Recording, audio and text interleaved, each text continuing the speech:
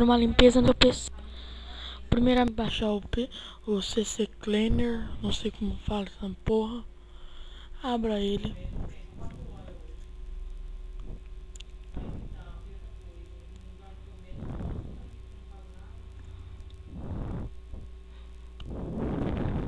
Tá demorando porque eu não fiz a limpeza do meu PC ainda. Bom, abrindo aqui, ó. Descarrega nos arquivos. Vocês cliquem em analisar.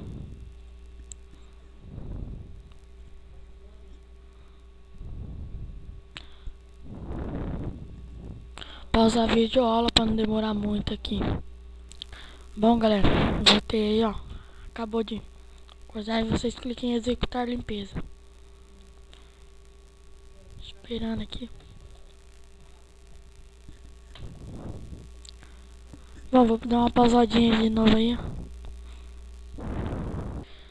Pronto, pessoal, acabou aqui, ó. Como vocês podem ver, limpeza concluída. Aí você vem em registro. Procurar erros.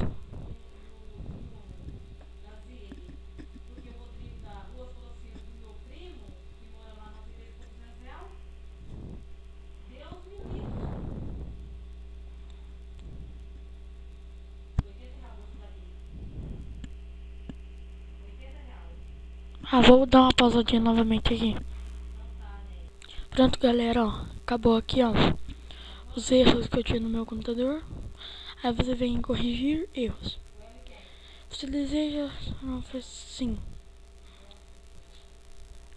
Espere um minuto.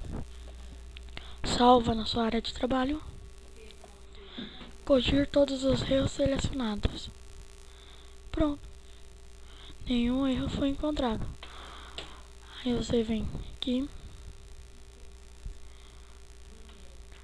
Excluir. Sim. Vem na lixeira. Vem aqui, dá um delete. Sim. Pronto, galera. Essa foi a videoaula de hoje. Espero que goste. Crédito Element lá. Valeu.